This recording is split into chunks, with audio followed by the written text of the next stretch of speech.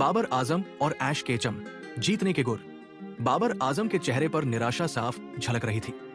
वो मैदान में बैठे सोच रहे थे कि आखिर वो ये महत्वपूर्ण मैच क्यों हार गए। उन्होंने बेहतरीन बल्लेबाजी की थी, लेकिन किस्मत ने साथ नहीं दिया। अचानक एक अजीब सी रोशनी चमकी, और जब रोशनी हल्की हुई तो बाबर ने अपने सामने एक चौंकाने वाली शख्सियत को खड़ा पाया। ऐश केचम, पोकेमोन का महान ट्रेनर। बाबर ने हैरानी से पूछा, ये क्या हो रहा है? आप यहाँ कैसे? ऐश मुस्कुराया और बोला, मुझे बताया गया कि यहाँ एक चैंपियन निराश है और मैं किसी चैंपियन को हार के बाद हिम्मत हारते नहीं देख सकता। बाबर ने सिर झुका लिया। मैंने अपनी पूरी कोशिश की, लेकिन फिर भी हम हार गए। ऐश ने अपनी कैप सीधी की और कहा, बाबर, मैंने भी कई बार हार का सामना किया है। जब मैं पहली बार पोकेमोन लीग में गया तो मैं बुरी तरह हार गया था, लेकिन मैंने हार से सीखा और ज्यादा मेहनत की।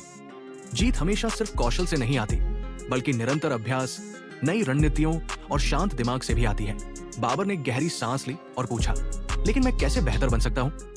ऐश ने पिकाचू को अपने कंधे पर बैठाया और समझाया, तुम्हें अपनी कमजोरियों पर काम करना होगा, जैसे मैं अपने पोकेमोन की कमजोरियों पर काम करता हूँ।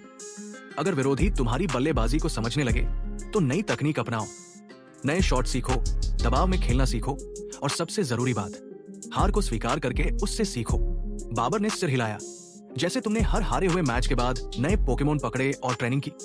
ऐश ने जोश से कहा, बिल्कुल, और तुम्हें भी अपनी रणनीति अपडेट करनी होगी। अगर तुम आज हार गए हो तो कल जीतने के लिए नई तकनीक लेकर आओ।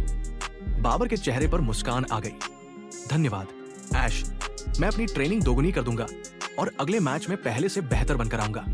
ऐश ने जोश में अपनी मुट्ठी बंद कर कहा, यही होता है एक सच्चा चैंपियन। हमेशा सीखते रहो, कभी मत रुको। रोशनी फिर चमकी और ऐश केचम गायब हो गए, लेकिन बाबर आजम के दिल में जीतने का नया जुनून जाग चुका था। अगला मैच एक नई जीत के साथ होगा।